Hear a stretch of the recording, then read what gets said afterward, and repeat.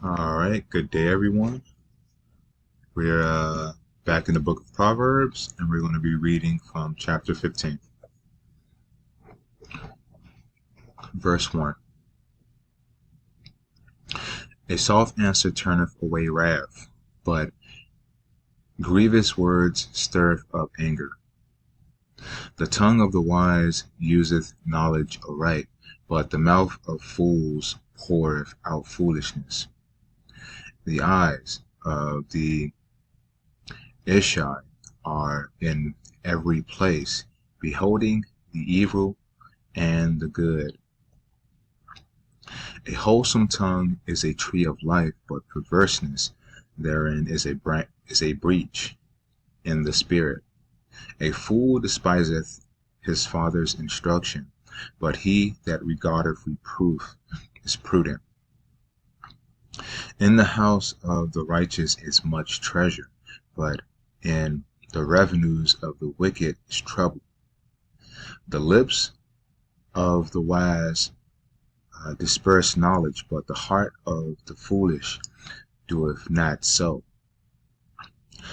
The sacrifice of the wicked is an abomination to the Ishai, but the prayer of the upright is his delight.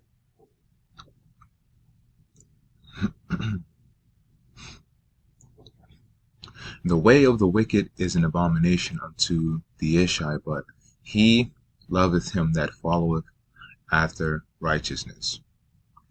Correction is grievous unto him that forsake the way, and he that hateth reproof shall die. Hell and destruction are before the Ishai. How much more than the hearts of the children of men? A scorner loveth not one that reproveth him, neither will he go into the wise. A merry heart maketh a cheerful countenance, but by sorrow of the heart, by sorrow of the heart, the spirit is broken. The heart of him that haveth understanding seeketh knowledge, but the mouth of fools feedeth on foolishness. All the days of the afflicted are evil, but he that is of a merry heart have a continual feast. Better is little with the fear of the Ishai than great treasure and trouble therewith.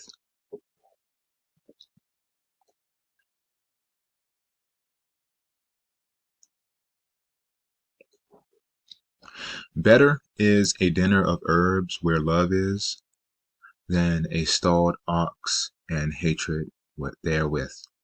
A wrathful man stirreth up strife, but he that is slow to anger appeaseth strife. The way of the slothful man is an hedge of thorns, but the way of the righteous is made plain. A wise son maketh a glad father, but a foolish man despiseth his mother. Folly is joy to him that is destitute of wisdom, but a wise man of understanding walketh uprightly. Without counsel, purposes are disappointed, but in the multitude of counselors they are established. A man hath joy by the answer of his mouth, and a word spoken in due season, how good is it? The way of life is above to the wise, that he may depart from hell beneath. The Ishai will destroy the house of the proud, but he will establish the border of the widow.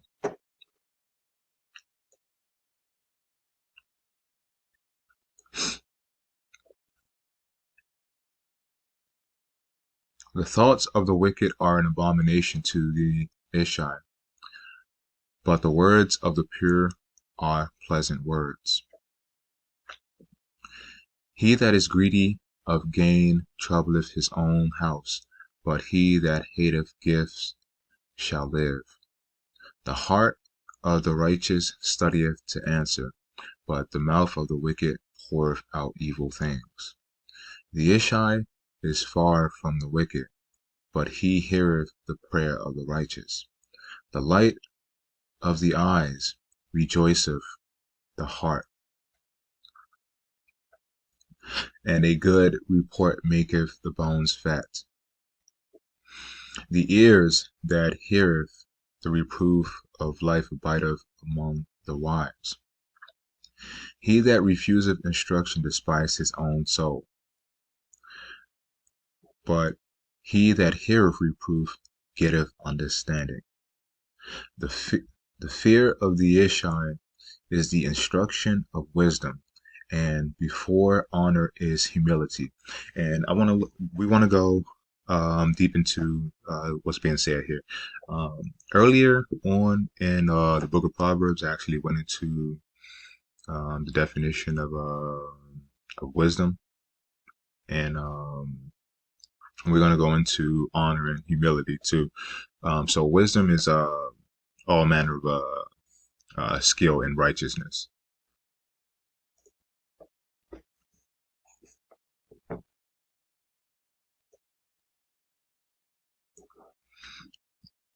So wisdom, we're using the strongest concordance portion of the Blue Letter Bible.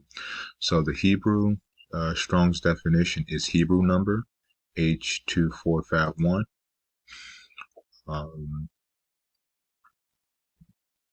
You can get it. You can get the Strong's number up here with the pronunciation, and then just right under that is the is how to spell it in Hebrew. So now we're going to listen to how this word is pronounced. Strong's H2451. Chokhmah. Chokhmah. Chokhmah. Chokhmah. So we're just going to go straight down to Strong's definitions. And if the Strong's definitions isn't clarifying enough, there's biblical usage that we can use. So chokhmah, chokhmah, from Hebrew 2449, wisdom, in a good sense, skillful, wisdom, wisely, and wit. And again, if that isn't enough, we have these definitions here. So skill in war, wisdom in administration, shrewdness, wisdom, prudence, religious affairs, and ethical and religious. As a matter of fact, let's do this. Let's go into the etymology of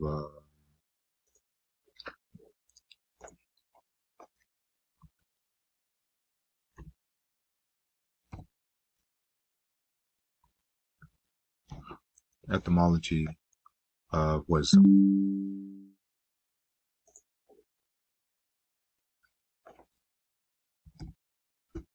And etymology dictionary online is, as far as definition wise, directly correlates with the Strong's Concordance, and this is why I like it. And again, I want to give credit to where credit is due. King Solomon, said this. So thank you, to the brother Lex Will and Company for introducing us to the etymology dictionary online. I think Vincent introduced this etymology dictionary online too, and the strongest concordance online using the Blue Letter Bible. For those who don't have the Strong's Concordance here, in their homes. All right, so wisdom. So wisdom is a noun. This is our Old English: wisdom, knowledge, learning. Wisdom is experience. It means experience. We know this. A common Germanic compound, Old Saxon, Old Frisian, wisdom, Old Norse, Old High German, and this is just different pronunciations how to pronounce this. But the definition is judicial sense, serving as a precedent.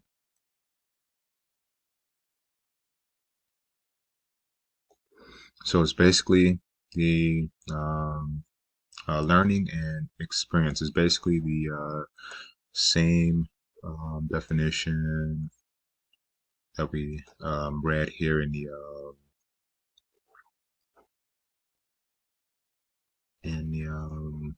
Strong's Concordance using this Blue Letter Bible.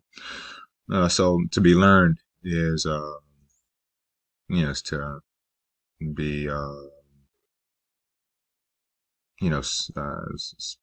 part of being skillful.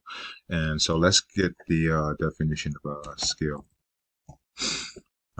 You'll see that skill will is going to mean wisdom. So skill is a noun. It's from early 12th century. Knowledge, it means knowledge. It means divine wisdom. Yeah, so I wasn't just just saying this, and it's from late 12th century. It means to have power of discernment. Remember when we read in the what is it?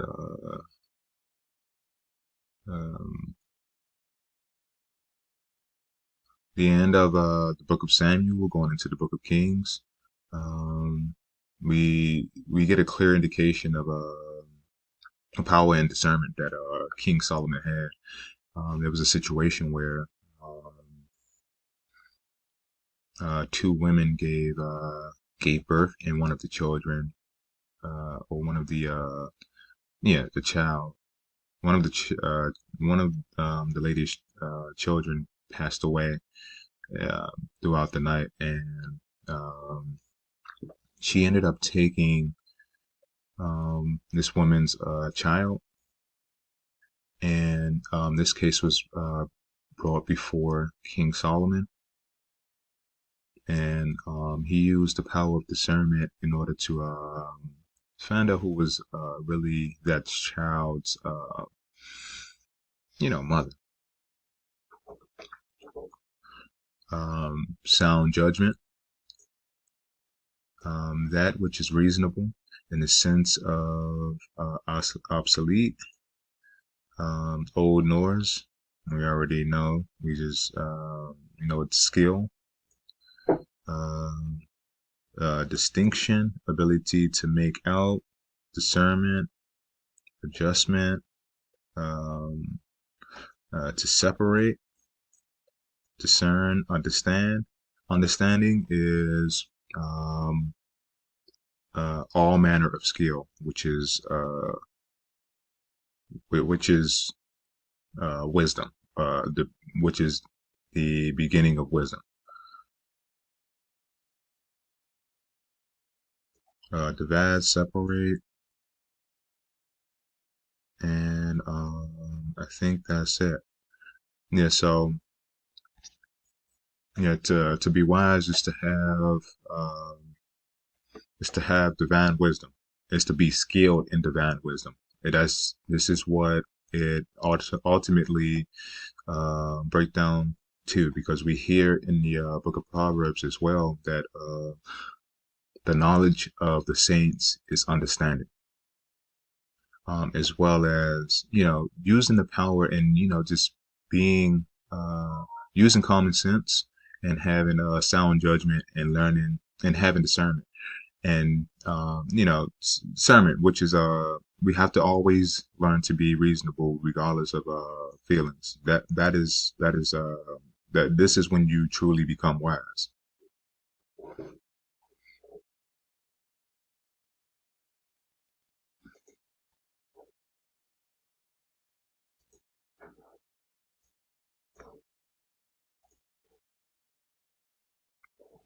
All right, so we're gonna go into honor and humility next, and then we're gonna close this one out, just so we can get a full understanding of what these words mean.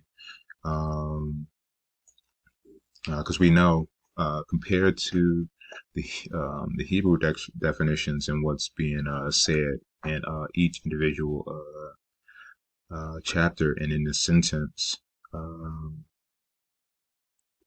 each word can mean something different in that context. So honor, the Strong's Hebrew number is 3519. Again, you can get the Strong's number as well as the name, and then right under that is how you spell the word. And let's get the pronunciation. Strong's H 3519. Kavod. Kavod. Kavod. Kavod. So we have the biblical usage, but let's go down to the Strong's definition. Kavod, from Hebrew 3513, properly, weight, only by figuratively in a good sense of splendor or copiousness, glorious, glory, honor, honorable. And if that isn't enough, we'll just read from the biblical usages again. The first word that we're introduced to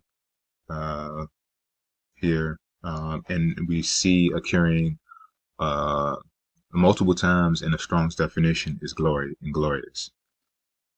So this is what honor would mean, but honor means a few other things as well. Glory, honor, glorious. We hear glorious time and time again. It's reoccurring. Abundance, that's part of having honor, because when you're honorable, physical, materialistic things isn't what make you rich. It's your it's your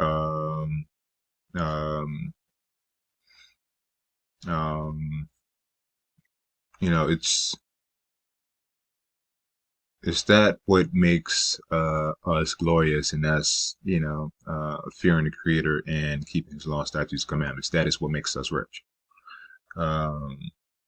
Honor, splendor, glory, honor, dignity. Because with honor, when you're honorable, you're gonna retain your dignity.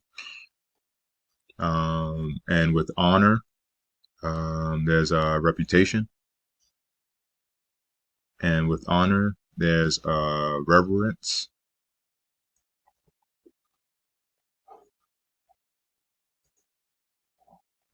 All right, so let's go down into to the word humility. The Strong's Hebrew number is 6038.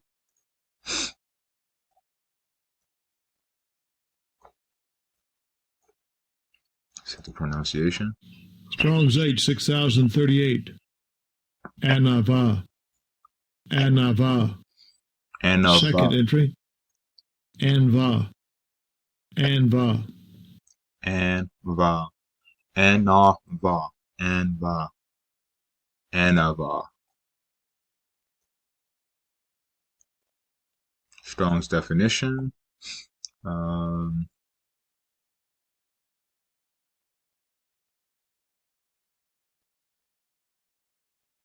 condescension, human and subjective modesty, or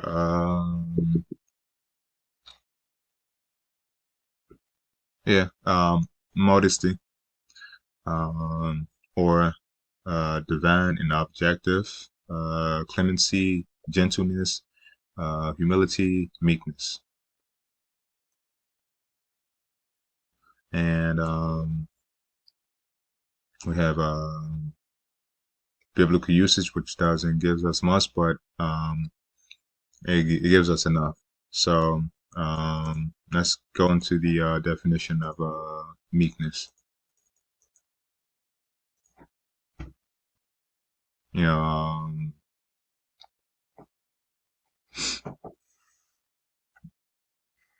know, definition of this thing is is to be to have a humble spirit.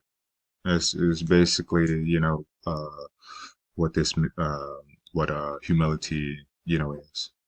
The virtue of humility. This is matter of fact. Start over here. So meekness is a noun from late 12th century. Meknes, the virtue of humility, from early 13th century. Softness of temper, gentleness. Mid 13th century, forbearance under injuries or provocation. Yeah, so it's just to have more of a humble spirit. And then we have meek from 12th century, gentle, mild of temper. This is all part of this is being humble. Forbearing under injury or annoyance. Humble, unassuming,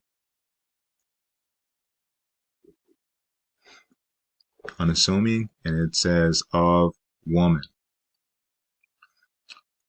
Modest. And we have Scandinavian source, as well as Old Norse. Soft, pliant, gentle. And so we get the drift here. So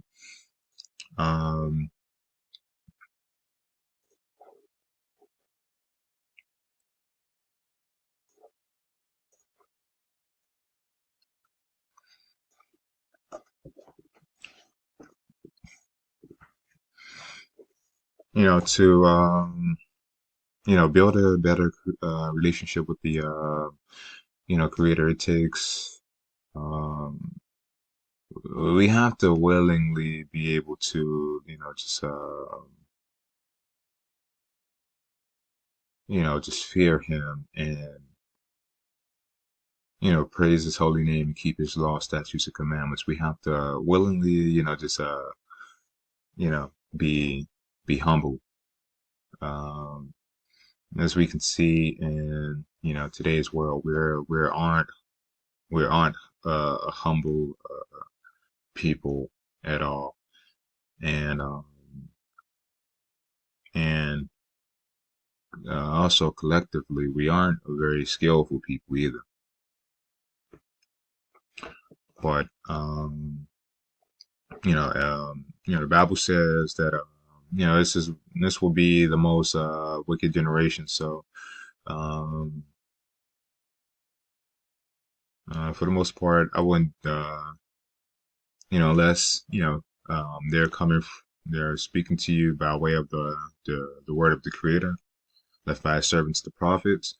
I would not believe anything, and if so, I would just fact check information that you receive from people. But with that, I'm gonna go ahead and end this one, and thank you everyone for watching. We're gonna get into the next chapter. I just wanted to um, just go briefly into what these definitions are, and with that, all praises to the Creator. I am that I am, the Most High, the Ishi Aloha of the house of Israel. Haya Haya.